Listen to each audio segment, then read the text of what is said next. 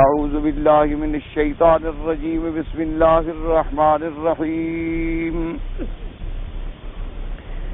والفجر وليال عشر والشفع والوتر والليل إذا يسر هل في ذلك قسم لذي حجر ألم تر كيف فعل ربك بعاد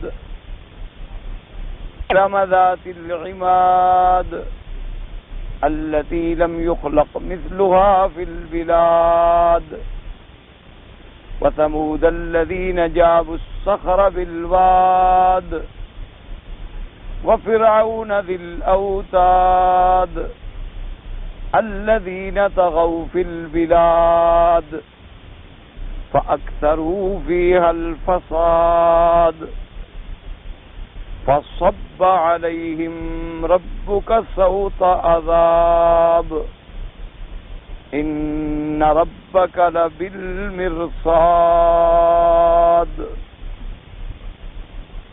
اب مفسر رحمت اللہ علیہ نے سورۃ الفجر کی ان آیات مبارکہ میں جو ارشادات فرمائے ہیں ان کا خلاصہ درس میں بھی اور اس کے بعد بھی بیان ہو چکا ہے، لیکن علی سبیل الاختصار میں چند باتیں عرض کر دوں تاکہ جو بھائی صرف جمعہ کے دن تشریف لاتے ہیں ان کو سمجھنے میں آسانی ہو جائے۔ اللہ تبارک و تعالی نے یہاں 5 چیزوں کی پہلے قسم کھائی اور ان 5 چیزوں میں اب صرف راجح قول یہ ہے مفسرین کرام کے نزدیک کہ صبح کی قسم کھائی اللہ نے کہ مجھے قسم ہے صبح کی، تو ان نے فرمایا اس سے مراد جو ہے صبح یوم النحر یعنی 10ویں تاریخ کی جو صبح ہے۔ ولیال عشر کی دوسری قسم کھائی اللہ نے 10 راتوں کی، تو اس میں بھی راجح قول یہ ہے کہ یہ 10 ذی الحجہ کی راتیں ہیں۔ اور تیسری قسم اللہ تبارک و تعالی نے کھائی وہ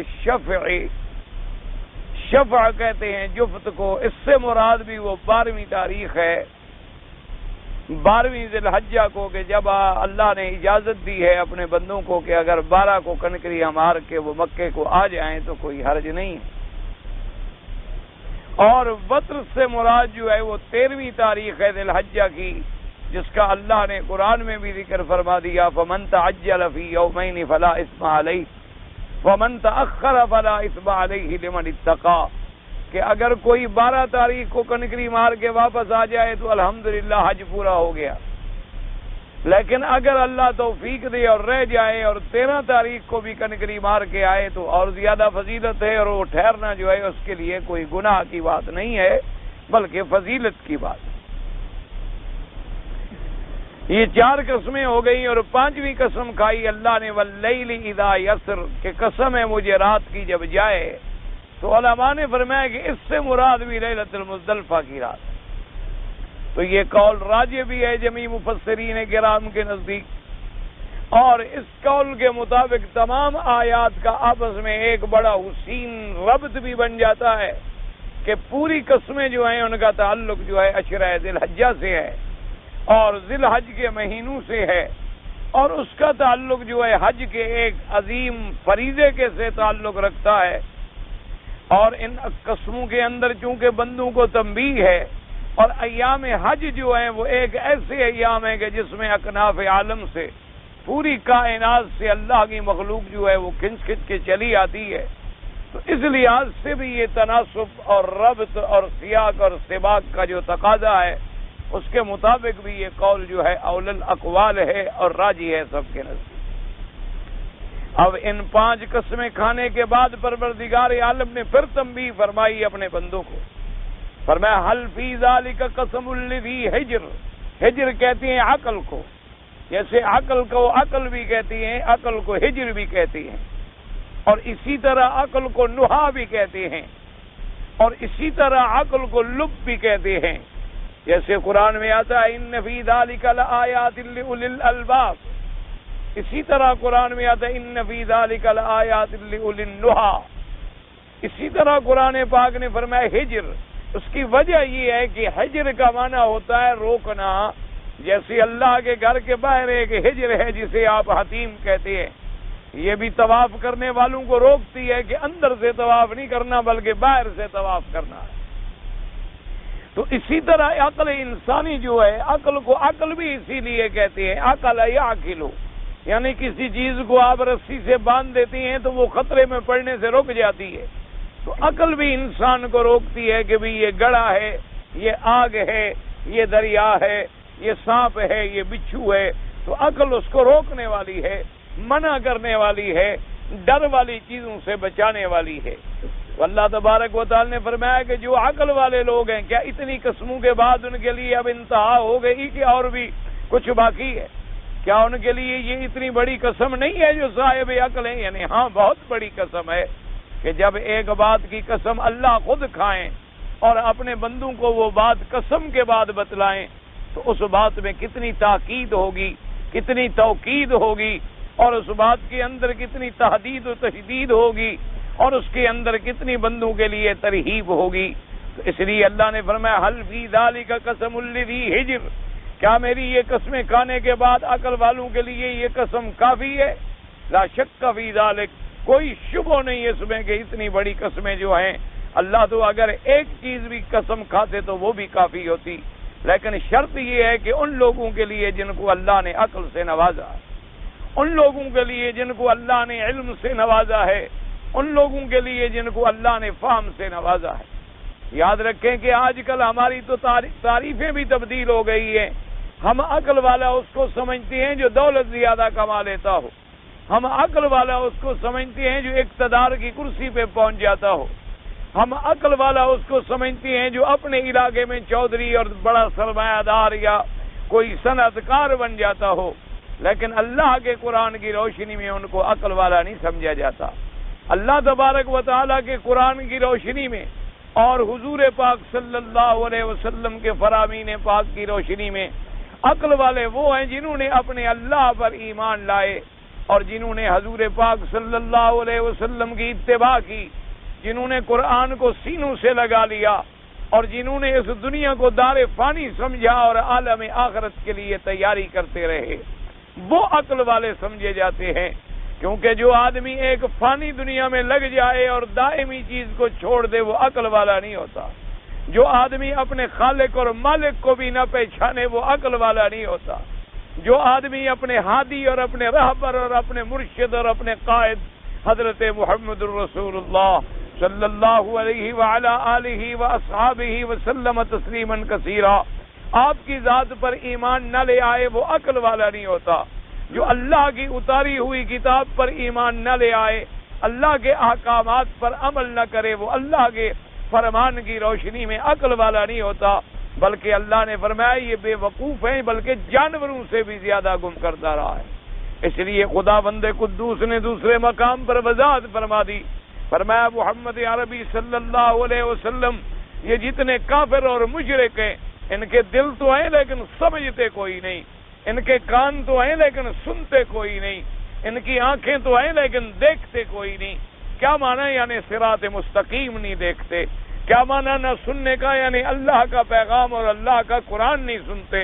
کیا معنی سمجھنے کا؟ یعنی اللہ کے احکامات اور فرامین کو نہیں سمجھتے۔ حضور پاک نے فرمایا کہ جب اللہ نے یہ آیت نازل فرمائی تو تشبیہ کیا دی، فرمایا اولئک کالانعام بل هم اضل، کہ محمد مصطفیٰ صلی اللہ علیہ وسلم جو لوگ اللہ اور اللہ کے نبی پر ایمان نہ لے آئیں، اللہ کے قرآن کو مضبوطی سے نہ تھامیں، فرمایا ان کی مثال تو ایسی ہے جیسے جانور، بلکہ وہ تو جانوروں سے بھی گم کردہ رہا ہیں۔ فرمایا اولئک کالانعام بل هم اضل واولئک هم الغافلون۔ اور اسی طرح دوسرے مقام پہ اللہ نے فرمایا کہ ایک آدمی ہے مثلا اس کے پاس قرآن کا علم بھی ہو، تورات کا علم بھی ہو، انجیل کا علم بھی ہو، لیکن وہ اپنے علم پر عمل نہیں کرتا، فرمایا اس کی مثال بھی ایسی ہے مثل الذین حملوا التوراۃ ثم لم يحملوها كمثل الحمار يحمل اسفارا۔ فرمایا میرے مدنی صلی اللہ علیہ وسلم جن لوگوں کو ہم نے حامل تورات بنایا، جن لوگوں کو ہم نے صاحب تورات بنایا، جن لوگوں کو ہم نے اپنی لکھی ہوئی کتاب پیغمبر کے واسطے سے دی، جن لوگوں کے سرداروں کو کوہ طور پہ بلا کے اللہ تبارک و تعالی نے اپنا پیغام پہنچایا، فرمایا ان لوگوں نے جب اللہ کی تورات کو بدل ڈالا، اللہ کے احکام کو بدل ڈالا، تو ان کی مثال بھی ایسی ہے کہ جیسے ایک گدھا، جیسے گدھے پر اگر کوئی کتابیں لاد دے، گدھے کے اوپر اگر کوئی سیاستہ کی ساری کتابیں رکھ لے، گدھے کے اوپر اگر کوئی اللہ کے قرآن کی 10 تفسیریں لاد دے، تو اس گدھے کو تو کوئی فائدہ حاصل نہیں ہوگا۔ اس لیے فرمایا کہ صحیح معنوں میں عقل والا کون ہے؟ جو ایمان لاتا ہے، جو اللہ اور اللہ کے رسول کے احکامات پہ پابندی سے چلتا ہے۔ اس لیے فرمایا حل فی ذالک قسم لذی حجر۔ اب اس کے بعد تنبیہات کا سلسلہ جب بیان فرما دیں، فرمایا الم تر کیف فعل ربک بعاد۔ یہاں اختصار کے ساتھ ذکر آیا ہے قوم عاد کا، ورنہ قرآن پاک نے متعدد صورتوں میں قوم عاد کا ذکر کیا۔ کہیں فرماتی ہیں وَإِلَىٰ عَادٍ أَخَاهُمْ هُودًا، کہ یہ عاد قوم کون ہے؟ جن کی طرف ہم نے حضرت ہود علیہ السلام کو نبی بنا کے بھیجا تھا۔ اور کہیں فرماتی اما عاد فأهلكوا بريح صرصر عاتية سخرها عليهم 7 ليال وثمانية أيام حسوما فترى القوم فيها صرعا كأنهم أعجاز نخل خاوية فهل ترى لهم من باقية۔ اللہ نے فرمایا میرا مدنی صلی اللہ علیہ وسلم الم تر کیف فعل ربک بعاد۔ یاد رکھیں یہ لفظ رؤیت جو ہے اس کے 2 معنی ہوتے ہیں۔ ایک رؤیت بمانے بصر ہوتا ہے، اپنی آنکھوں سے دیکھنا۔ حضور پاک نے تو قوم عاد کو نہیں دیکھا، کیونکہ قوم عاد تو پہلے زمانے میں گزر گئے۔ حضور صلی اللہ علیہ وسلم تو حضرت عیسیٰ علیہ السلام کے بھی 600 سال بعد تشریف لے آئے، اور قوم عاد پہلے گزر چکی تھی۔ تو جب لفظ رؤیت استعمال کیا جائے اور قرینہ یہ تقاضا کرتا ہو کہ یہاں دیکھنے والی بات مراد نہیں ہے، تو وہاں رؤیت سے مراد رؤیت قلبی ہوتی ہے، رؤیت سے مراد رؤیت علمی ہوتی ہے۔ معنی یہ ہوتا ہے کہ علم تعلم، کیا آپ نہیں جانتے، کیا آپ نہیں جانتے کہ تیرے رب نے قوم عاد کے ساتھ کیا کیا؟ علم تر کیف فعل ربک بعاد، جیسے فرماتے علم تر کیف فعل ربک باصحاب الفیل، وہاں بھی یہی علم تعلم کہ محمد مصطفیٰ صلی اللہ علیہ وسلم کیا آپ نہیں جانتے، کیا آپ کو علم نہیں ہے؟ کیا ان لوگوں کو مخاطبین کو بھی یہ خبر نہیں پہنچی ہے کہ قوم عاد کے ساتھ تیرے رب نے کیا کیا ہے؟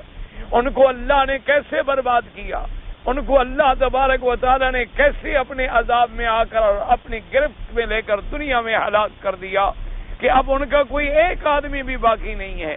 اب ان کا ماں سوائے ذکر کے، ماں سوائے نام کے، اور یہ نام بھی تب باقی ہے کہ اللہ نے قرآن میں نام لے لیا، ورنہ تو قیامت تک ان کا کوئی نام بھی نہ لیتا۔ اس لیے فرمایا الم تر کیف فعل ربک بعاد ارم ذات العماد۔ عاد سے مراد کون ہے؟ عاد سے مراد ہے عاد ارم، اور ارم والے کون ہیں؟ ذات العماد، جو ستونوں والے تھے۔ تو اب اس کے اندر بات سمجھیں کہ عاد جو ہے تاریخ میں 2 گزرے ہیں، ایک کو کہا جاتا ہے عادن الاولی اور ایک کو کہا جاتا ہے عادن الاخری۔ تو اس لیے جب عاد کے ساتھ ارم کا لفظ لگ جائے تو مراد ہوتا ہے عاد ارم سے عادن الاولی۔ اس لیے علماء نے فرمایا کہ یہاں بھی اللہ نے فرمایا کہ کیف فعل ربک بعاد ارم، تاکہ پتہ چل جائے کہ اس عاد سے مراد وہ پہلے والے ہیں یا آخر والے ہیں۔ یہ وہ عاد ہیں جن کا تعلق ارم سے ہے۔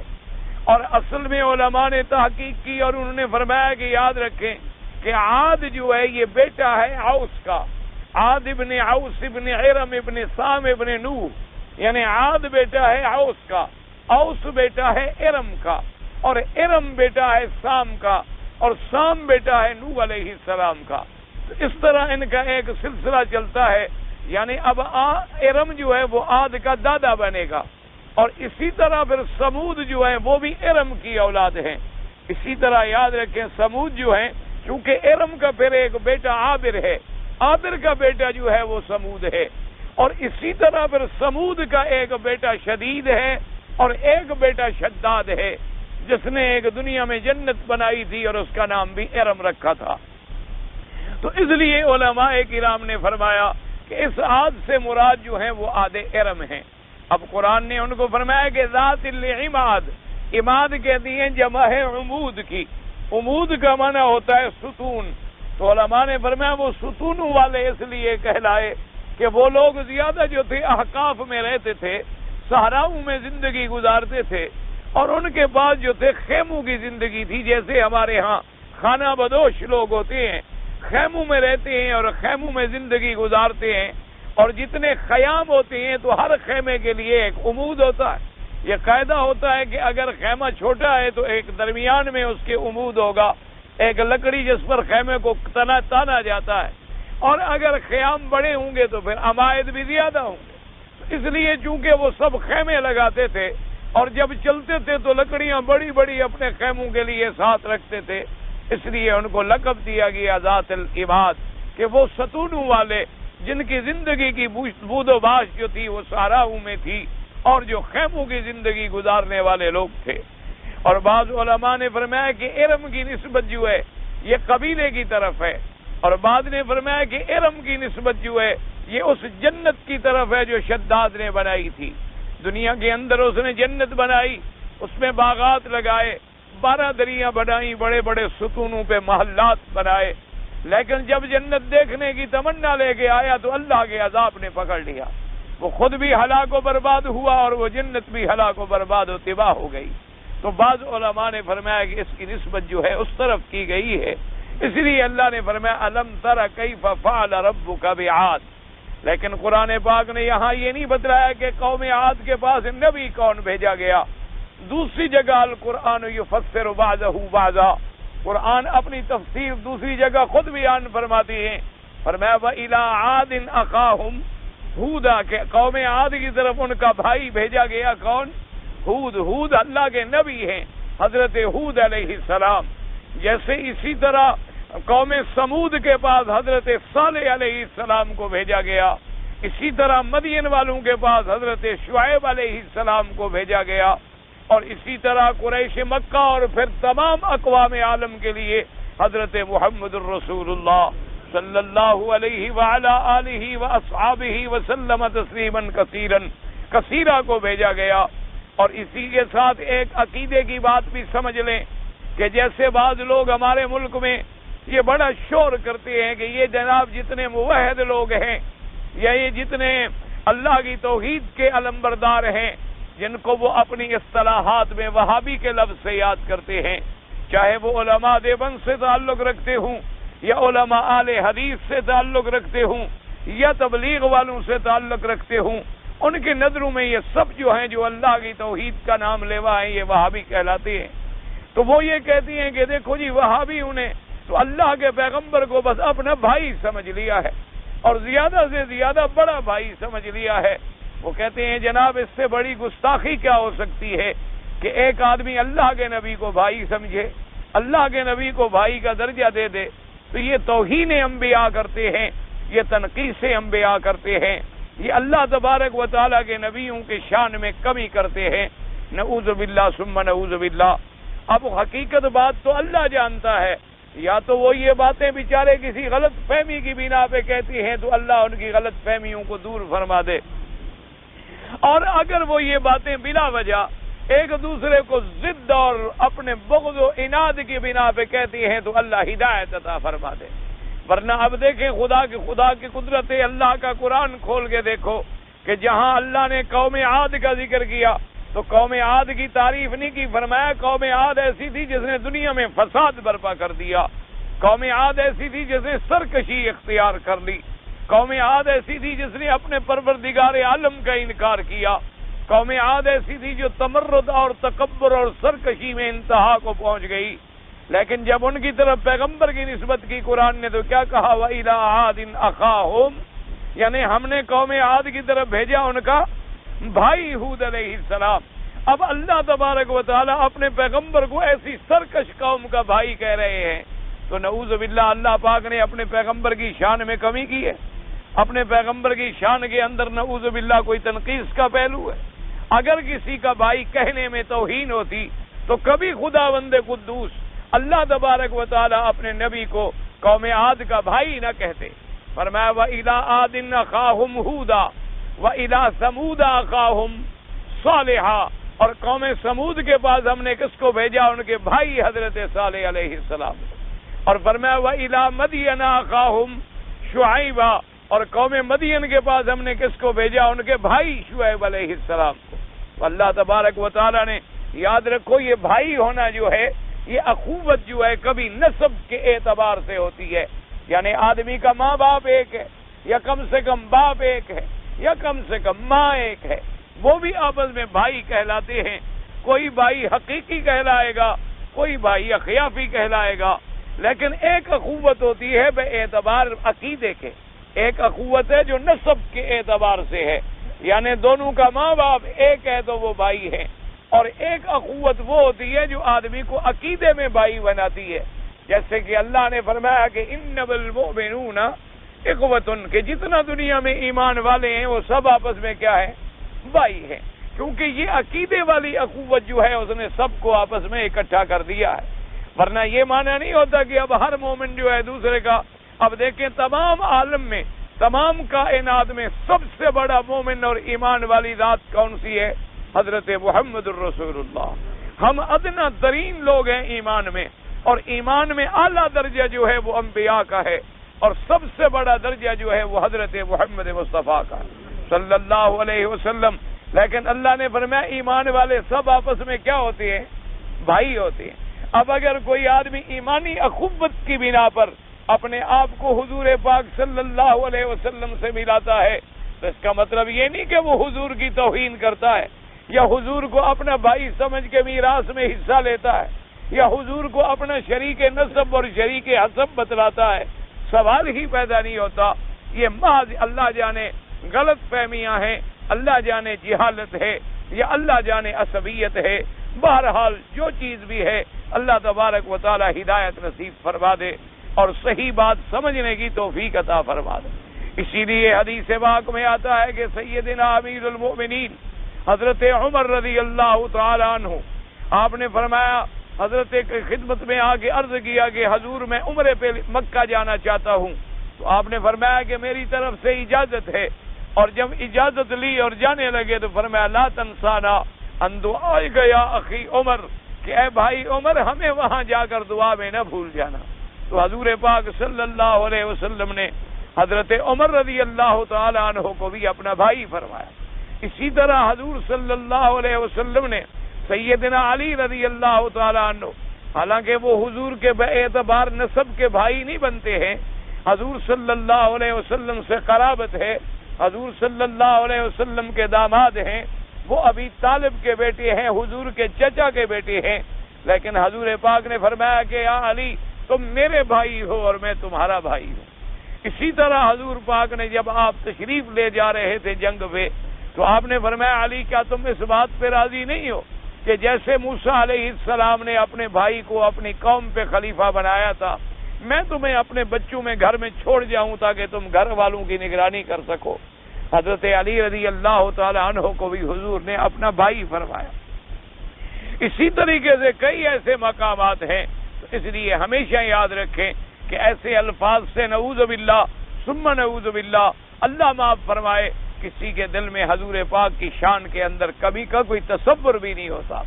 یہ شان میں کمی کا تصور تو وہی کر سکتا ہے جس کا دل جو ہے ایمان سے خالی ہو، جس کا دل جو ہے وہ حضور پاک صلی اللہ علیہ وسلم کی محبت سے خالی ہو. اور اللہ تبارک و تعالی نے تو انبیاء کو نعوذ باللہ کافروں کا بھی بھائی کہہ دیا، کیونکہ بعض جگہ ان کی نسب ایک تھا، بعض جگہ قبیلہ ایک تھا، بعض جگہ قوم ایک تھی، اور بعض جگہ کوئی کسی کے اندر رہتا ہو 40 دن بھی گزار لے تو وہ ان کا بھائی تصور کیا جاتا ہے. اس لیے اللہ تبارک و تعالی نے یہاں فرمایا کہ میرے مدنی صلی اللہ علیہ وسلم الم تر کیف فعل ربک بعاد، کہ ہم نے قوم عاد کے ساتھ، اور قوم عاد بھی کون؟ ارم ذات العماد. اور آگے اللہ خود فرماتی التی لم یخلق مثلها فی البلاد، کہ وہ قوم عاد ایسی تھی کہ ان جیسا اس زمانے میں ہم نے کوئی پیدا نہیں کیا. یعنی اپنے زمانے کے اندر، یہ نہیں کہ پوری دنیا سے بڑے تھے، یا پوری دنیا سے زیادہ قوت والے تھے؟ یاد رکھیں مراد یہ ہوتا ہے یعنی اس زمانے میں جو قبائل تھے، اس زمانے میں جو لوگ تھے. اس لیے بعد مفسرین نے روایات اسرائیلیہ کا سہارا لیا اور بڑے بڑے عجیب واقعات لکھے. بعد نے لکھا ان کا 60 گز کے برابر قد تھا، بعد نے لکھا ان کا 60 ہاتھ کے برابر قد تھا، بعد نے لکھا کہ ان کا اتنا بڑا ڈیل ڈول تھا، بعد نے لکھا کہ ان کا ایک آدمی جو ہے ایک بہت بڑا دیگ اکیلے کھا جاتا تھا. اور یہ ساری جھوٹی روایتوں کا سہارا کیوں لینا پڑا؟ ایک لفظ کو سمجھنے کی تکلیف نہیں کی. اللہ نے جو فرمایا التی لم یخلق مثلها فی البلاد، کہ ان جیسا ہم نے شہروں میں اور پیدا بھی نہیں کیا تھا. تو اب لوگ اس چکر میں آ گئے شاید ان جیسا حضرت آدم سے لے کر قیامت تک کوئی پیدا نہیں ہوا. اس لیے انہوں نے کسی نے 60 ہاتھ کا قد ڈھونڈا، کسی نے جناب ان کا 60 گز کا قد بنا دیا، اور کسی نے ان کو اتنا بڑی بڑی عجیب عجیب حکایات، عجیب عجیب حکایتیں اور قصے نقل کیے کہ آدمی کا عقل دنگ رہ جاتا ہے. حالانکہ بڑی صاف سی بات تھی، جیسے اللہ نے فرمایا کہ ہم نے بنو اسرائیل جو ہیں فضلناہم علی العالمین، ہم نے ان کو فضیلت دی تھی اپنے زمانے میں. تو اس کا معنی یہ نہیں کہ بنی اسرائیل اب امت محمد مصطفیٰ سے بھی افضل ہوں. حالانکہ امت محمد مصطفیٰ کی افضلیت جو ہے وہ تو تمام دنیا کی امتوں پر ہے. کنتم خیر امت اخرجت للناس تأمرون بالمعروف وتنہون عن المنکر. تو بنو اسرائیل کی افضلیت کا کیا معنی ہے؟ یعنی جس زمانے میں بنو اسرائیل تھے، جس زمانے میں حضرت موسیٰ علیہ السلام تھے، اس زمانے کے جتنے قبائل اور قومیں تھیں ان پر اللہ نے ان کو فضیلت بخشی تھی. یہ مراد نہیں ہوتا کہ قیامت تک وہ افضل تھے یا تمام عالم سے وہ افضل تھے.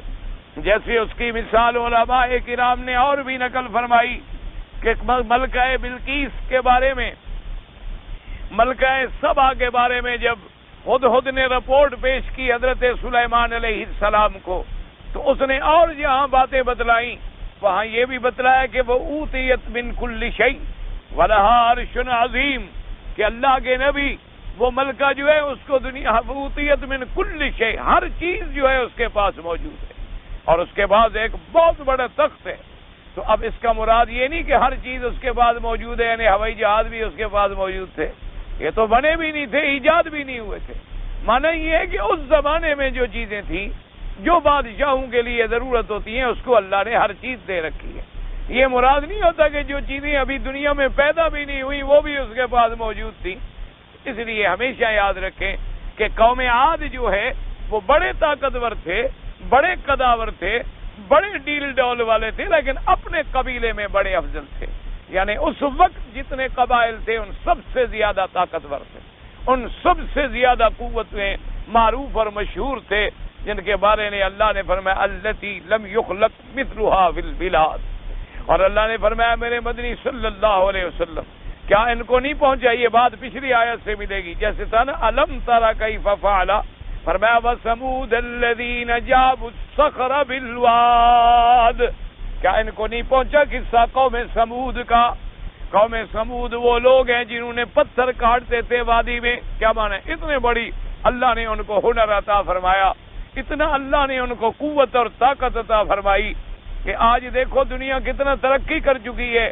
یہ مشینوں کا زمانہ ہے، یہ نئی نئی صنعتوں کا زمانہ ہے، یہ نئے نئی ایجادات کا زمانہ ہے.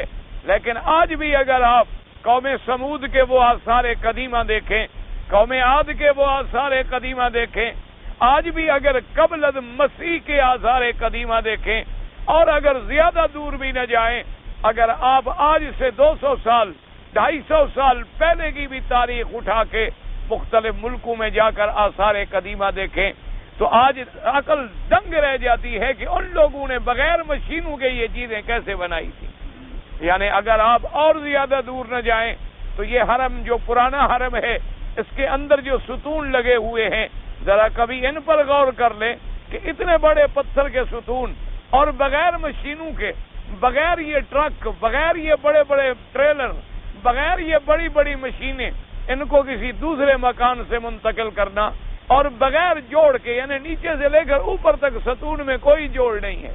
یعنی آج کل تو آپ ستون بناتے ہیں نا جی، درمیان میں لوہا کریں گے، آپ کنکریٹ کریں گے، آپ اس کے بعد اس کا قالب بنائیں گے، پھر اس کے اوپر چاہے پتھر لگا دیں یا چاہے جپس لگا دیں، لیکن کمال تو ان لوگوں کا ہے کہ پورے کا پورا ستون جو ہے بغیر جوڑ کے لگا دیا جائے. اور اتنے بڑے ستون کہاں سے آئیں، کیسے آئیں اور کیسے لگائے جائیں؟ اس سے زیادہ اگر آپ دور نہ جائیں تو اللہ کے کعبے پہ نظر ڈال لیں. کیا کعبۃ اللہ کا ایک پتھر آپ کو اٹھانے کی طاقت ہے؟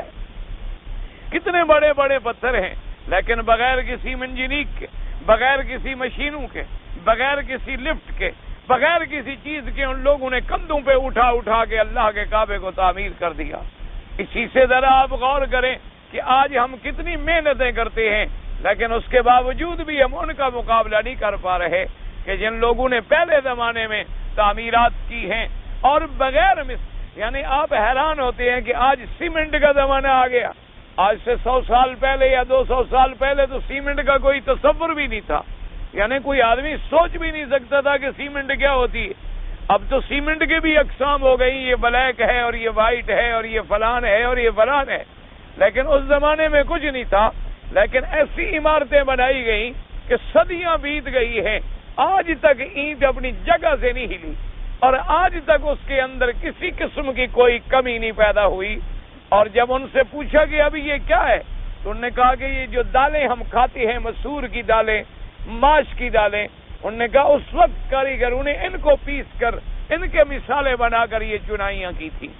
اس سے ان کی چنائیاں کی گئی، حالانکہ کوئی سیمنٹ لانے کے بعد ان درزوں کو بند کیا کہ آج صدیاں گزر گئی ہیں لیکن وہ درزیں ابھی تک اپنی حالت میں ہیں. تو اس لیے اللہ فرماتی ہیں کہ وہ ایسی قوم تھی کہ جس کو ہم نے ایسی طاقت دی تھی، الذین جابوا الصخر، جو جاب مانا کہتے ہیں قطع کرنا اور کاٹنا، جو پتھروں کو، بڑے بڑے پتھروں کو کاٹ کر اپنی رہائشیں بناتے تھے. اور ایک بات یاد رکھیں کہ قرآن پاک نے زیادہ ذکر کیا قوم عاد کا، زیادہ ذکر کیا قوم سمود کا، زیادہ ذکر کیا قوم فرعون کا، زیادہ ذکر کیا بنی اسرائیل کا. اسی طریقے سے ذکر یہ ان قوموں کے آئے ہیں جن قوموں پر مکے والوں کی گزر ہوتی تھی، کیونکہ مکے والے لوگ جو ہیں کبھی شام جاتے تھے اور کبھی یمن جاتے تھے. جب یہ جاتے تھے تو ان راستوں میں ان کا گزر ہوتا تھا جن راستوں میں یہ قومیں آباد تھیں.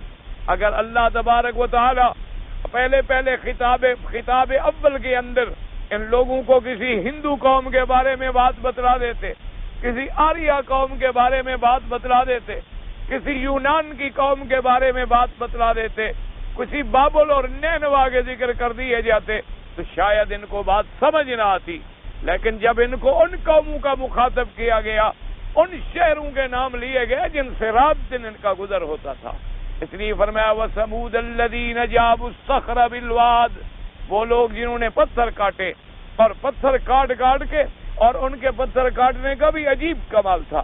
یعنی ہم لوگ تو پتھر لا کر زمین پہ عمارتیں کھڑی کرتے ہیں، وہ پہاڑوں کے اندر بیٹھ کے ایک نقشہ بنا لیتے تھے کہ بھئی ہمیں اتنے کمرے چاہیے اور اتنی دیوان خانے چاہیے اور اتنی چیزیں چاہیے، اور اس کے بعد اسی کو کاٹ کے اس کے اندر پہاڑ وہیں کھڑا ہے، اس کے اندر محل بن گیا، اسی کھڑے اس کے اندر انہوں نے محل بنا لیا. اور اتنا محفوظ محل، اتنا مضبوط محل، اتنی جس کی بنیادیں زمینوں کے اندر چلی گئی ہوں، اتنے بڑے بڑے پہاڑوں کو کاٹ کے انہوں نے بنا ڈالا. تو یہاں تو قرآن پاک نے ذکر نہیں کیا ان کا، لیکن دوسری جگہ قرآن پاک نے ذکر کیا ہے کہ جیسے قوم عاد کو ہم نے تباہ کیا تو کیا کیا کہ اللہ نے ان پر ایک ہوا چلا دی، ایک ہوا ایسی چلائی، بریح صرصر آتیۃ، ہوا تھی جس میں تیزی بھی تھی، کاٹ بھی تھی اور آواز بھی تھی. اور وہ ہوا ایسی تھی کہ آدمی کو زمین سے پکڑ کے آسمانوں کی طرف لے جاتی اور گردن کے بل پٹک دیتی. اللہ نے فرمایا کہ دیکھا ان کا کیا عالم تھا، ایسے ٹکڑے ٹکڑے ہو کے پڑے تھے جیسے درختوں کے بڑے بڑے کھجوروں کے جھنڈ پڑے ہوتے ہیں. اور اسی طرح قوم سمود پر تو ایک چنگھاڑ آئی، ایک آواز آئی اور اس کے بعد سب کے سب ختم ہو گئے. فرمایا وَثَمُودَ الَّذِينَ جَابُوا الصَّخْرَ بِالْوَادِ، اور اس کے بعد فرماتی ہیں وَفِرْعَوْنَ ذِي الْأَوْتَادِ. اور فرمایا میرا مدنی صلی اللہ علیہ وسلم، کیا ان مخاطبین کو یہ علم نہیں ہوا کہ ہم نے فرعون کے ساتھ کیا کیا؟ فرعون بھی وہ ذل اوتاد، ذل اوتاد کہتے ہیں، اوتاد جمع ہے وطد کی.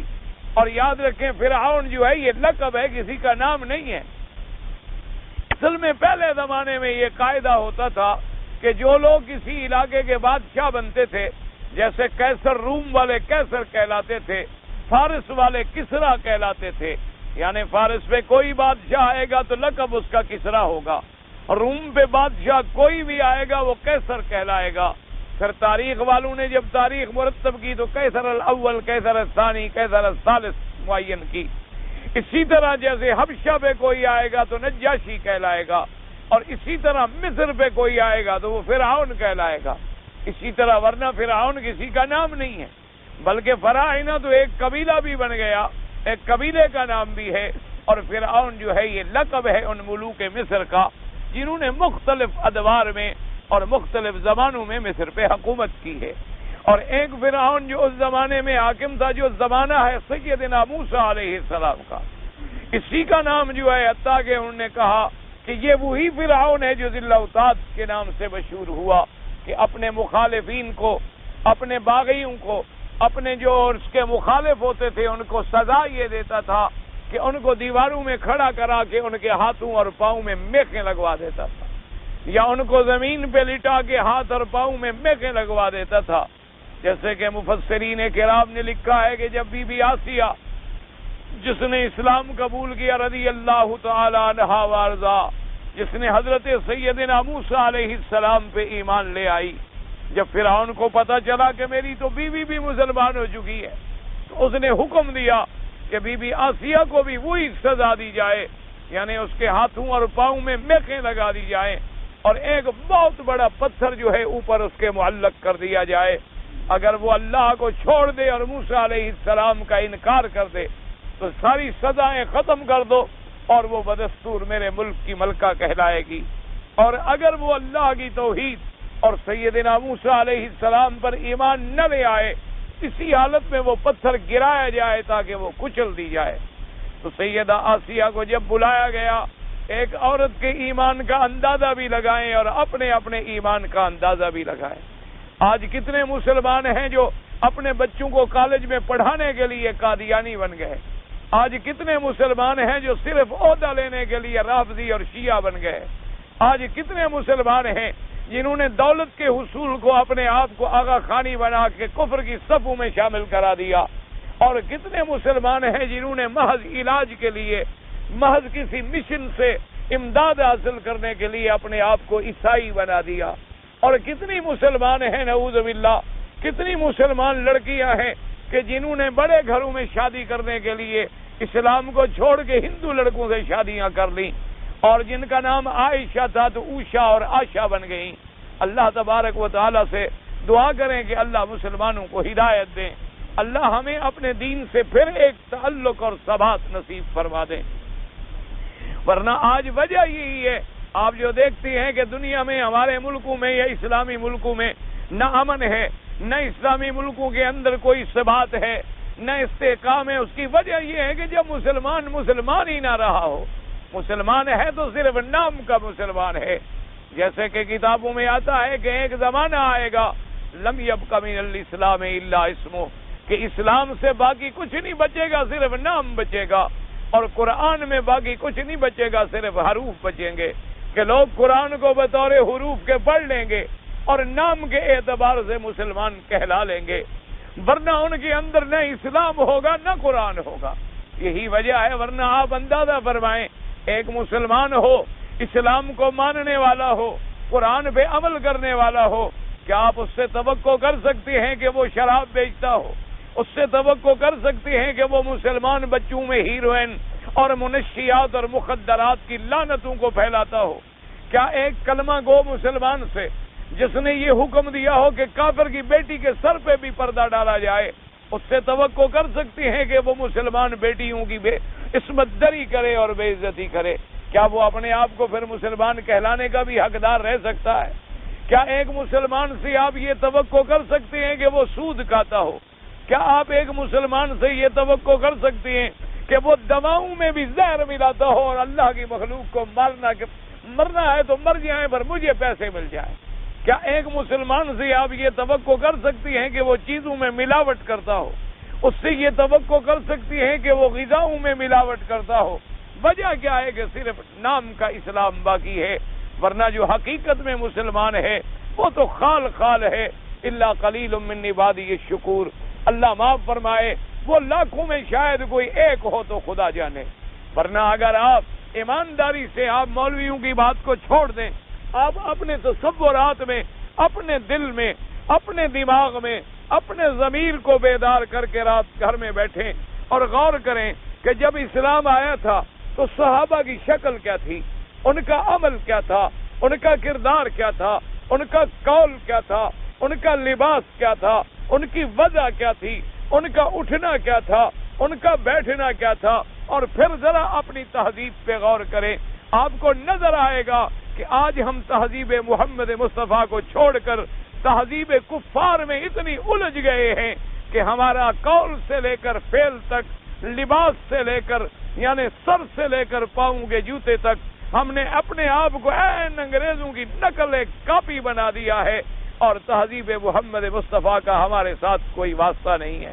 ہم مسلمان صرف اتنی رہ گئے ہیں کہ 12 ربیع الاول کو جھنڈیاں لگا لیں گے، 27 رجب کو معراج منا لیں گے، اور کسی قبر پہ کھڑے ہو کے گردن جھکا لیں گے، یا اور کوئی زیادہ نیکی کرنی ہوگی تو رمضان میں کوئی چند دیگیں چڑھا لیں گے۔ یہ ہمارا اسلام ہے، حالانکہ ان چیزوں کا اسلام سے کوئی واسطہ نہیں ہے، ان چیزوں کا اسلام سے کوئی تعلق نہیں ہے۔ تو اس لیے اللہ فرماتی ہے ذرا ان قوموں پہ غور کرو۔ اب دیکھیں کہ بی بی آسیہ ایک عورت ہے اور ایک ملکہ ہے اور ایک ملک کی ملکہ ہے، یہ بھی نہیں کوئی عام عورت ہو، لیکن آپ اندازہ فرمائیں کہ فرعون نے کہا کہ چن لو، اس نے کہا کہ فرعون تم جو بھی عذاب دے سکتے ہو دے دو، لیکن میں اپنے اللہ پر عقیدہ توحید کو نہیں چھوڑ سکتی۔ اور باقاعدہ قرآن پاک نے اس قصہ مبارک کو نقل فرمایا ہے، اور جناب بی بی آسیہ کے ہاتھوں میں میخیں ڈالی گئیں، اور بی بی صاحبہ کو زمین پہ لٹایا گیا، اوپر پتھر کو لٹکایا گیا۔ اس وقت بی بی نے یہ نہیں کہا کہ میرے اللہ، میرا پروردگار عالم آپ ایسے حالات پیدا کر دے کہ یہ کافر مر جائیں اور میں زندہ کھڑی ہو جاؤں، بلکہ فرمایا رب ابن لی عندک بیتا فی الجنہ ونجنی من فرعون وعملہ ونجنی من القوم الظالمین۔ اس وقت بھی کہا تو یہ کہا کہ پروردگار عالم مجھے تو اپنے پاس جنت میں گھر دے دے، مجھے یہ نہیں چاہیے، نہ تخت چاہیے، نہ یہ ملک چاہیے، نہ مجھے اس کے ملکہ بننے کا خواب ہے، اور میرا اللہ مجھے فرعون سے نجات عطا فرما۔ میرا اللہ صرف فرعون کے وجود سے نہیں بلکہ اس کے عمل سے بھی نجات عطا فرما، کیونکہ جب تک آپ کافروں کے عمل سے نہیں بچیں گے کبھی اسلام حاصل نہیں ہو سکتا۔ کہ آپ کہیں کہ عمل تو ہمارے کافروں والے رہیں اور ہم مسلمان بھی رہیں، لباس ہمارے کافروں والے رہیں اور اندر ہمارے اسلام رہے، یہ ممکن بھی نہیں ہو سکتا۔ ہمیشہ مثال مشہور ہے کہ خربوزے کو دیکھ کر خربوزہ رنگ پکڑتا ہے، ہر چیز کو دیکھ کر دوسرے آدمی پہ رنگ چڑھتا ہے۔ جب تک ہم اپنے اقوال میں، افعال میں، اعمال میں تہذیب محمد مصطفیٰ صلی اللہ علیہ وسلم کو نہیں اپنائیں گے، اس وقت تک یاد رکھیں کبھی ہم کامیاب نہیں ہو سکتے اور کبھی ہم ترقیوں سے ہم کنار نہیں ہو سکتے۔ لیکن بدقسمتی بات یہ ہے کہ آج جو نظام مصطفیٰ کے دعوے دار ہیں، آج جو نفاذ شریعت کے علمبردار ہیں، جب ہمارے گھروں میں بھی تہذیب نبوی نظر نہ آئے، جب ہمارے گھروں میں بھی حضور پاک کی تہذیب نہ ملے، جب ہمارے گھروں میں بھی محمد عربی صلی اللہ علیہ وسلم کی سیرت و صورت کا نقش نظر نہ آئے، تو عام لوگوں سے کیا شکوہ کیا جا سکتا ہے، یا کسی کے آگے کیا رونا رویا جا سکتا ہے، ماں سوائے اس بات کے کہ آدمی دعا کرے کہ اللہ اپنی رحمت سے پھر کوئی ہدایت کے راستے پیدا فرما دے اور ہدایت کی فضائیں پیدا فرما دے۔ تو اب جناب بی بی دعائیں مانگ رہی ہے، وَنَجِّنِي مِن فِرْعَوْنَ وَعَمَلِهِ وَنَجِّنِي مِنَ الْقَوْمِ الظَّالِمِينَ۔ اللہ نے فرمایا اسرافیل، اللہ نے حکم دیا فرشتوں کو کہ جو ہی یہ پتھر گرے، پتھر نیچے نہ پہنچے اور بی بی کی روح پہلے قبض کر لو، اور روح قبض کر لی گئی۔ اور پتہ ہے کہ پھر مرتبہ کیا ملا کہ جس بی بی صاحبہ نے، سیدہ آسیہ نے رضی اللہ تعالی عنہا نے، یعنی اپنے ملک پہ لات مار دی، وقت کی دولت پہ لات مار دی، وقت کے بادشاہ کی بیوی بننے کو تیاگ دیا اور اپنے عقیدے پہ قائم رہی، پتہ ہے اللہ اس کو مرتبہ کیا دیں گے؟ وہ قیامت میں بیوی بنے گی محمد مصطفیٰ صلی اللہ علیہ وآلہ آلہ وصحابہ وسلم تسلیما کثیرا کثیرا۔ اس سے بڑا مرتبہ ہو سکتا ہے؟ اللہ نے فرمایا تو نے میرے لیے ایک ملک چھوڑا ہے، تو نے میرے لیے فرعون چھوڑا ہے، میں تمہیں محمد عربی دوں گا۔ تو نے میرے لیے ایک ملک چھوڑا ہے اور میں قیامت میں جو جنت کا سب سے اعلیٰ مرتبہ ہے وہ ملے گا میرے آقا حضرت محمد مصطفیٰ کو۔ اور جب میرے آقا سب سے اعلیٰ مرتبے میں ہوں گے تو آپ کی ازواج مطہرات، آپ کی بیویاں بھی تو اس اعلیٰ مرتبے پہ پہنچیں گی۔ اللہ تبارک و تعالی نے اس کا بدلہ عطا فرمایا۔ اللہ نے فرمایا میرے مدنی و فرعون ذی الاوتاد، غور کریں اس فرعون بادشاہ پر جو میخوں والا کہلاتا تھا، اور اس کے بعد فرمایا کہ یہ قوم عاد، یہ قوم سمود اور یہ فرعون ذی الاوتاد جو تھا، ان کا سب سے بڑا جرم کیا تھا؟ فرمایا الذین طغوا فی البلاد، کہ جن لوگوں نے سرزمین میں طغیان اٹھا دیا۔ طغیان کا کیا معنی ہوتا ہے؟ حد سے نکل جانا، یعنی جو سرکشی میں حدود سے نکل گئے، جنہوں نے فساد پھیلایا۔ الذین اکثروا فیہ الفساد۔ تو اس لیے یاد رکھیں سب سے بڑا جرم کیا ہوتا ہے کسی ملک میں فساد کا پھیلانا، سب سے بڑا جرم کیا ہوتا ہے کسی ملک کے امن عامہ کو تباہ و برباد کر ڈالنا، کیونکہ اللہ نے فرمایا والفتنۃ اشد من القتل، کہ ایک تو قتل ہے اور ایک فتنہ انگیزی ہے۔ فرمایا فتنہ جو ہے یہ تو قتل سے بھی بڑا جرم ہے، کیونکہ جب فتنہ پھیلتا ہے تو وہ فتنہ پھر پھیلتے پھیلتے چلا جاتا ہے، اس کی لپیٹ میں وہ بھی آ جاتے ہیں جو معصوم ہوتے ہیں، اس کی لپیٹ میں وہ بھی آ جاتے ہیں جن کا دوروں سے بھی ان تعلق نہیں ہوتا، اور پھر فتنہ صرف ظاہری نہیں رہتا، پھر وہ فتنہ ظاہری بھی ہوتا ہے، پھر وہ فتنہ باطنی بھی ہوتا ہے، پھر وہ فتنہ اقوال میں آتا ہے، پھر وہ فتنہ افعال میں آتا ہے، اعمال میں آتا ہے، عقائد میں آتا ہے، اور نتیجہ کیا نکلتا ہے؟ فساد۔ الذین اکثروا فیہ الفساد، کہ جنہوں نے زمین میں فساد پھیلا دیا، اللہ کے حدود کو توڑ ڈالا، کفر و شرک کی حدوں سے بھی آگے نکل گئے اور خدائی کا دعویٰ کر بیٹھے۔ کبھی اپنے آپ کو رب کہلایا، کبھی اپنے آپ کو الہ کہلایا، یعنی نعوذ باللہ، کہ حتیٰ کہ یعنی آپ اندازہ کریں ان کی سرکشی کا یہ عالم تھا کہ ایک دن ایک لڑکی فرعون کی بیٹی کی کنگھی کر رہی تھی، تو اس کے ہاتھ سے کنگھی چھوٹ گئی۔ کنگھی جو چھوٹ گئی تو اس کے منہ سے بے ساختہ نکل گیا کہ میرا رب جو ہے فلاں کو ہلاک کرے۔ اس نے کہا کون ہے تمہارا رب؟ اس نے کہا جس نے مجھے پیدا کیا ہے۔ اس نے کہا تم میرے باپ فرعون کو رب نہیں مانتی؟ اس نے کہا میں تو نہیں مانتی، فرعون کو بھی تو کسی نے پیدا کیا ہے۔ جو خود پیدا ہوا ہو، جو خود مخلوق ہو، وہ خالق کیسے بن سکتا ہے؟ جو خود مملوک ہو وہ مالک کیسے بن سکتا ہے؟ جو خود غلام ہو وہ سید کیسے بن گیا؟ وہ کیسے خدا بن سکتا ہے؟ تو اطلاع دی گئی تو اس نے اسی وقت حکم دیا اور بچی کو دیواروں میں چنوا دیا گیا، لیکن وہ اپنے عقیدہ توحید پہ اسی طرح قائم رہی۔ اللہ پاک نے فرمایا کہ جب ان قوموں نے فساد میں یہ بڑھ گئی تو پھر نتیجہ کیا نکلا؟ فَصَبَّ عَلَيْهِمْ رَبُّكَ صَوْتَ عَذَابٍ۔ سبا کا معنی ہوتا ہے کسی چیز کا انڈیل دینا۔ کیا معنی؟ ایک تو ہوتا ہے نا قطرہ قطرہ گرنا، ایک تو ہے نا جیسے آج کل ہوتا ہے نا جی موسلا دھار بارش ہے، بعض کہتے ہیں ماشاءاللہ جی بڑی اچھی بارش تھی، بعض کہتے ہیں جی وہ تو چھاجو پانی پڑ رہا تھا، یعنی ایسا پانی پڑ رہا تھا جیسے کوئی چھاج بھر بھر کے ڈال رہا ہو، کوئی قطرے تو نہیں آ رہے تھے بلکہ وہ تو پانی کے دریا بہ رہے تھے۔ اللہ تبارک و تعالی نے فرمایا ایسا نہیں کہ ہم نے کوئی تھوڑا تھوڑا عذاب ڈالا ہو، فَصَبَّ عَلَيْهِمْ، ہم نے ان پہ عذاب کو انڈیل دیا، عذاب کو برسا دیا، فَصَبَّ عَلَيْهِمْ، اور ڈالا ان پر تیرے رب نے عذاب کا کوڑا۔ صوت کہتی ہے کوڑے کو۔ علماء نے فرمایا کوڑے سے تشبیہ کیوں دی گئی؟ ایک تو کوڑا جو ہے جب لگتا ہے تو پورے بدن کو ہلا ڈالتا ہے، ایک کوڑا جو ہے جب لگتا ہے تو صرف ظاہر میں نہیں بلکہ باطن تک بھی اثر چھوڑتا ہے، اور ایک کوڑا جو ہے لگتا جو ہے اس کا لگنا جو ہے وہ برابر اور متواتر ہوتا ہے۔ اس لیے فرمایا ہم نے عذاب کا کوڑا ان پہ برسا دیا۔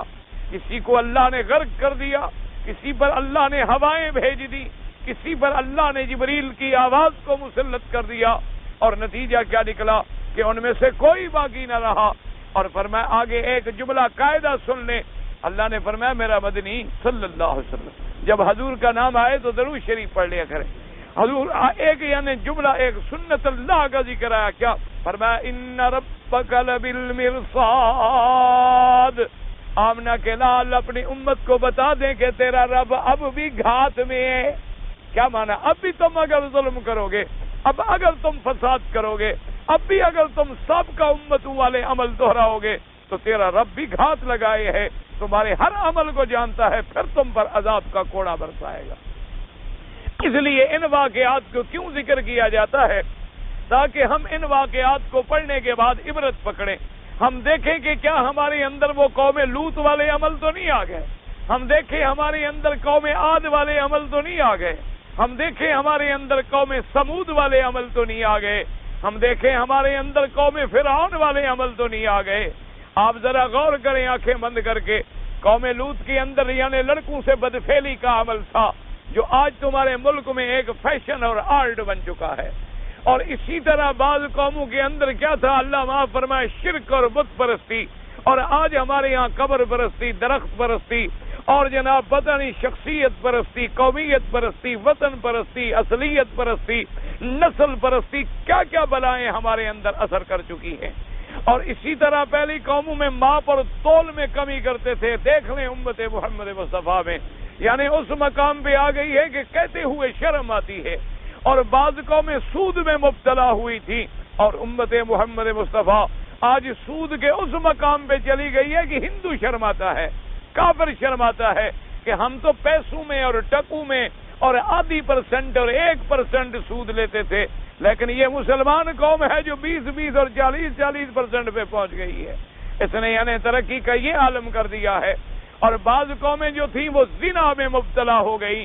آج دیکھیں امت محمد مصطفیٰ کہ ان کے نزدیک زنا کوئی عیب ہی نہیں رہا، فرق صرف اتنا ہے کہ بس رضامندی ہو، ذرا شور شر نہ ہو جائے، ورنہ اگر رضامندی ہو جائے تو کوئی عیب ہی نہیں ہے، بلکہ یہ تو آرٹ ہے اور فن ہے، اور بڑے لوگوں کا تو یہ یعنی نعوذ باللہ لذت کام و دہن ہے۔ بعض قومیں شراب پہ ڈوب گئی تھی، دیکھیں امت محمد مصطفیٰ کا کیا عالم ہے۔ کون سے بڑے آدمی کا گھر ہے جو شراب سے خالی ہو؟ کون سے سرمایہ دار کا گھر ہے جس میں بار نہ ہو؟ کون سے بڑی دولت مند؟ فرق اتنا ہے، کوئی کھل کے پیتا ہے، کوئی چھپ کے پیتا ہے، کوئی نام بدل کے پیتا ہے، کوئی بیماری کا بہانہ کر کے پیتا ہے۔ اللہ تبارک و تعالی معاف فرمائے۔ اور جن غریبوں کو نہیں مل سکتا انہوں نے بھی ہیروئن اور نشے ڈھونڈ نکالے ہیں، وہ بھی گلیوں میں پڑے ہوتے ہیں، نوجوان معصوم بچے، یعنی حیران ہوں گے آپ کہ جن لوگوں کو ایسے نشے لگے ہیں، ایسے معلوم ہوتا ہے جیسے کتے گلیوں میں پڑے ہوں، ایسے بیچارے زندگی کا ہوش بھی نہیں ہے، وہ اپنے ہوش و خرد سے بھی نکل جاتے ہیں، انہیں یہ بھی نہیں پتا کہ ہم کہاں پڑے ہیں اور کہاں نہیں پڑے۔ اس لیے میرے آقا نے فرمایا تھا کہ میری امت ہر وہ گناہ کرے گی جو پہلی امتوں نے کیا ہے۔ صحابہ نے پوچھا حضور پہلی امتوں نے جو فرمایا، ہاں اگر انہوں نے ماں سے زنا کیا تھا، میری امت بھی ماؤں سے زنا کرے۔ کیا آج ماؤں سے زنا نہیں ہو رہا؟ کیا آج ایسے واقعات دنیا میں نہیں سامنے آ رہے؟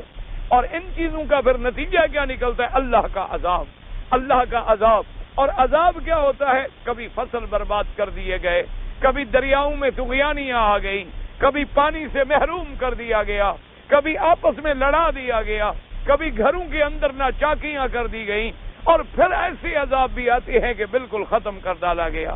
تو نتیجہ ان عذابوں سے بچنے کا کیا ہے کہ ہم سب اللہ کی طرف لوٹیں، رجوع کریں، توبہ کریں، اور اپنے آپ کو انہی اعمال کا خوگر بنائیں جن کی ہدایت کی ہے حضرت محمد رسول اللہ نے صلی اللہ علیہ وعلا آلہ واصحابہ وسلم تسلیما کثیرا۔ کہتے ہیں جی قرآن و حدیث کی روح سے بعض لوگ جو ہیں داڑھی ادھر سے بھی مڈاتے ہیں، ادھر سے بھی مڈاتے ہیں، یہاں رکھتے ہیں، یہ کیا ہے؟ اس کا کوئی تعلق قرآن و حدیث سے نہیں ہے۔ حضور پاک کی داڑھی مبارک پوری تھی، یاد رکھو، حضور کی داڑھی مبارک جو تھی وہ پوری تھی اور سینے مبارک تک تھی۔ اسی طرح حضور صلی اللہ علیہ وسلم نے فرمایا کہ معراج والی رات جب میں نے حضرت ہارون علیہ السلام کی زیارت کی ہے، حضرت موسیٰ علیہ السلام کے بھائی کی، تو ان کی داڑھی مبارک جو ہے فرمایا وہ تو ناف کے قریب آ چکی تھی۔ تو اس لیے بہرحال بھائی میں نے پہلے عرض کر دیا تھا کہ جو داڑھی رکھتے ہیں ان کو بھی سنت کا شوق نہیں ہے، ان کو بھی فیشن کا شوق ہے۔ جیسے ان کے چہروں پر داڑھی ٹھیک لگتی ہے ویسے وہ بنا لیتے ہیں۔ کسی کو مقصد ہے کہ لمبی خوبصورت لگے گی، لمبی رکھ لے گا، کسی کو چھوٹی خوبصورت لگتی ہے تو یہ فیشن ہے، اس کا رکھنا سنت نہیں ہے۔ سنت تو وہ ہوتی ہے کہ جب داڑھی اللہ اور اللہ کے رسول کو راضی رکھنے کے لیے رکھی جائے۔ اللہ تبارک و تعالی سے دعا کریں اللہ سب کو توفیق عطا فرمائے۔ ایک آدمی نے عمرہ کیا، احرام باندھا، طواف کیا، صفا نہیں کی، بال بھی نہیں کٹوائے اور احرام بھی کھول دیا، ماشاءاللہ، اور مسئلہ اس وقت پوچھا جب غلطی کر لی۔ اگر پہلے پوچھ لیتے حضرت تو غلطی بھی نہ ہوتی اللہ کی رحمت سے۔ بہرحال اب ایک بکری بطور دم ادا کریں اور بال بھی کٹوائیں، اور آئندہ جب عمرہ کریں تو یاد رکھو عمرے کے اندر کام ہی یہی ہوتا ہے کہ آ کر آپ طواف کریں، طواف کے بعد 2 رکعت پڑھیں، پھر صفا مروہ کے ساتھ چکر لگائیں اور بالوں پہ اس طرح پھروائیں، یا بال اتنے بڑے ہیں تو چوتھا حصہ بالوں کا کٹ جائے، یہ 2-3 بال جو کٹواتے ہیں اس پر بھی بطور بکری دم ہو جاتی ہے۔ لہذا مسئلہ پہلے اگر پوچھ لیں انشاءاللہ غلطی نہیں ہوگی۔ میں اگر اپنے والد یا چچا کو ہاتھوں کا بوسہ لے لوں، کوئی حرج نہیں، ہاتھوں کا بوسہ لینا منع نہیں ہے، احادیث مبارک میں آتا ہے اور ثابت ہے۔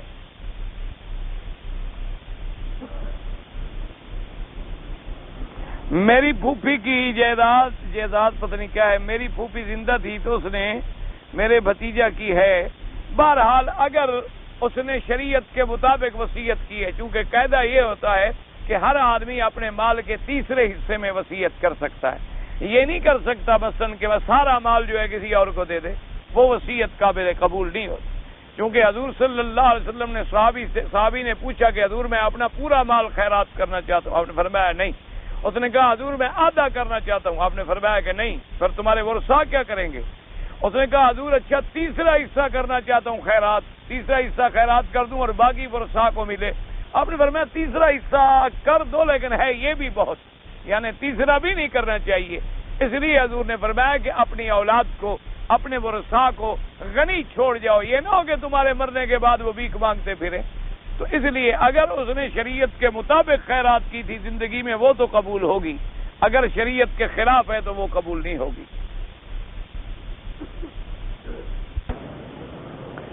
بہرحال ایک آدمی نے کہا کہ تم نے میری چوری کی، اس نے کہا میں قسم کھاتا ہوں۔ قاعدہ یہ ہوتا ہے، شریعت کا قاعدہ یہ ہے کہ مدعی جو ہے وہ ثبوت پیش کرے، جو دعویٰ کرتا ہے کہ مثلا اس شخص نے میری چوری کی ہے، تو اب اسلام میرے ذمہ لگاتا ہے کہ میں ثابت کروں، گواہ لاؤں کہ یہ میرا چور ہے۔ اگر میں گواہ پیش نہ کر سکوں، یعنی میرے پاس ثبوت کوئی نہیں، بس میں کہتا ہوں جی یہی میرا چور ہے، گواہ کوئی نہیں، تو اب اسلام یہ کہتا ہے کہ اس سے قسم لے لیں، کہ وہ قسم کھا لے گا بھی میں نے چوری نہیں کی، بات ختم ہو، بس اسلام کا یہ فیصلہ ہے۔ اب کسی نے جھوٹی قسم کھائی، اللہ کے ہاں بھگتے گا عذاب۔ جی میں پہلے فلمیں دیکھتا تھا، اب میں نے توبہ کر لی، الحمدللہ، خدا تمہیں توبہ پہ استقامت دے، لیکن کہتے ہیں میں نے کافی فلمیں خریدی ہوئی ہیں، اب ان کا کیا کروں؟ حرام چیز حرام ہوتی ہے، بیچنے کی کوئی ضرورت نہیں، پھینک دو، توڑ دو۔ کیونکہ ایک صحابی نے پوچھا تھا حضور سے کہ حضور میں جب دوسرے ملک میں شراب خریدنے گیا مجھے پتہ نہیں تھا کہ شراب حرام ہو جائے گی، کیونکہ پہلے تو شراب حرام نہیں تھی، میں نے تو اپنی ساری جائیداد شراب میں لگا دی، خرید کر کے لے آیا ہوں بیچنے کے لیے، اور مدینے میں آیا تو حکم آ گیا کہ شراب حرام ہے، تو اب میں کیا کروں؟ میں کسی کافروں کو جا کے بیچ دوں، ان کے لیے تو حرام نہیں ہے۔ آپ نے فرمایا ثمن الحرام حرام، حرام چیز کی کمائی بھی حرام ہوتی ہے۔ کتا بیچو گے تو پیسے کتے کے ہی لے رہے ہو نا، خنزیر بیچو گے تو خنزیر کے ہی لے رہے ہو، زنا کے پیسے لوگے تو پیسے زنا کے ہی لے رہے ہو۔ اب جو فلمیں گندی چیز جس سے تم نے توبہ کر دی ہے وہ زہر کسی دوسرے مسلمان کو دو گے، اس کو توڑ ڈالو اور پھینک دو، بات ختم۔ اللہ تبارک و تعالیٰ اپنے خزانے غیب سے نقصان پورے کر دیں گے۔ ہمارے یہاں ایک آدمی ہے چوکیدار، وہ نماز پڑھاتا ہے اور امام ابن تیمیہ رحمۃ اللہ علیہ اور ابن قیم رحمہ اللہ کو گالیاں بھی دیتا ہے۔ ایسے آدمی کے پیچھے نماز نہ پڑھے، معلوم ہوتا ہے وہ بدعتی ہے، کیونکہ شیخ الاسلام ابن تیمیہ رحمۃ اللہ علیہ ان کو گالی صرف 2 آدمی دے سکتے ہیں، یا جو مشرک ہو اور بدعتی ہو، یا پکا ملنگ ہو شیعہ ہو، ورنہ اور کوئی گالی ان کو نہیں دے سکتا۔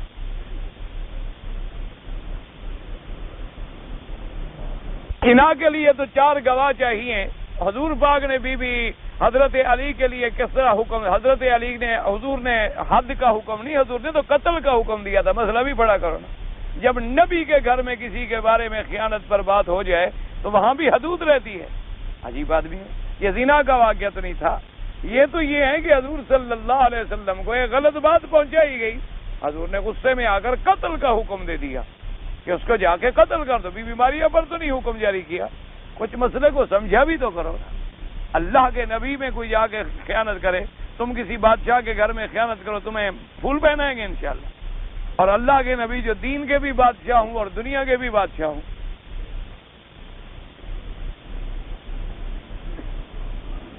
میں نماز میں اتنی زور سے پڑھتا ہوں کہ میں ہی سن سکوں, کوئی حرج نہیں, جائز ہے.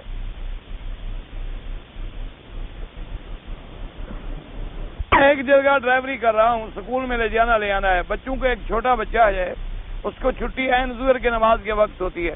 میں وقت پر نہیں جاتا تو بچہ روتا رہتا ہے, اور میرے سیٹ لوگ بھی کہتے ہیں کہ بچے کو اکیلا نہیں چھوڑنا چاہیے. بہرحال مجبوری ہے تو ٹھیک ہے, کوئی بات نہیں, آپ بچوں کو لے لیا کریں. اور نماز کا کوئی ایسا سیکنڈ تو نہیں ہے جو سیکنڈ بچے کا لینے میں گزر گیا تو نماز ہی ختم ہو گئی. اور مسجد میں جماعت مل جائے گی, کسی اور مسجد میں جماعت مل جائے گی, کسی اور مسجد میں جماعت مل جائے گی. اتنی باریک بینی میں کیوں جاتے ہو؟ نماز پڑھنا چاہو تو انشاءاللہ بچہ بھی وقت میں ملے گا, نماز بھی ملے گی. بچوں کے سکول میں بھی کہہ سکتے ہو یہ نماز کا وقت ہے, میں 5 منٹ بعد ملوں گا. لیکن آدمی کام نہ کرے تو لاکھوں بہانے. ماں کے قدم چھو سکتے ہیں. ہمارے ہاں جو رواج ہے نا یوں جھک کے قدم چھونا, باپ کے, ماں کے, پیر کے, سب حرام ہے. گردن صرف اللہ کے آگے جھک سکتی ہے. عقیقہ اگر ہم نے کرنا ہو اور منت بھی مانی ہوئی تھی تو ایک گائے لے لیں, کوئی بات نہیں, لے لیں, اسی میں بکریاں کر لیں. میں نے اپنی بچی کا نام ساحرہ پتہ نہیں کیا بلا ہے, یہ ساحرہ سے جادوگر نہیں رکھا ہے, حرام ہے نا. ہمارے یہاں رکھتے ہیں نا ساحرہ کا معنی جادوگر, یعنی وہ جادوگری کرے گی. انا للہ و انا الیہ. بعد رکھ دیتے ہیں سحر, صبح ہو رہی ہے. بعد رکھ دیتے ہیں سمر. بھائی خدا کے بندے, تمہیں نہ بیویوں کے نام ملتے ہیں, نہ اہل بیت کے نام ملتے ہیں, نہ ازواج رسول کے نام ملتے ہیں. اصل مصیبت کیا ہے, وہی انگریز کی نوکری کرنی ہے, وہی انگریز والا نام رکھنا نا. کیونکہ نیا نام آیا, مونالیزا, نورین, شرمین, پتہ نہیں شرحین, پتہ نہیں فرقین, پتہ نہیں خرقین, کیا اللہ کے عذاب آ گئے. یہ نام ہے, یہ دلالت کرتے ہیں کہ کافروں کی اولاد ہے. مسلمانوں کے گھر میں پیدا ہوتی عائشہ ہوتی, حفصہ ہوتی, زینب ہوتی, ام حبیبہ ہوتی, سلمہ ہوتی, سودا ہوتی, بی بی اسماء ہوتی, تو لاکھوں اسماء موجود ہیں اسلام کے اندر. تم وہ نام رکھنا بھی تیار نہیں ہو تو اسلام کیسے داخل ہوگا؟ آپ کی کتاب کے لیے 6 مہینے سے کوشش کر رہا ہوں کہ حاصل ہو جائے, حاصل نہیں ہو رہی. پھر دعا کرو اللہ کے بندے, میرے پاس بھی نہیں ہوتی. میرے پاس ہو تو میں تو چاہتا ہوں اللہ کرے ہر مسلمان کے گھر میں پہنچ جائے. اور بہرحال جب وہ آ جاتی ہیں تو ایک بزرگ ہیں بیچارے, جنہوں نے اللہ نے ان کو دین کا اور توحید پھیلانے کا ایک جذبہ دیا, اللہ قبول فرما لے. تو بہرحال وہ جب آ جاتی ہیں تو بیچارے تقسیم کرتے رہتے ہیں. میں اپنے پاس رکھتا نہیں, کیونکہ وہ مفت کی چیز ہے, اللہ کے لیے ہے کہ اللہ راضی ہو جائے بس. نہ اس سے کوئی بیچنا مقصود ہے, نہ نفع مقصود ہے, نہ رائلٹی مقصود ہے.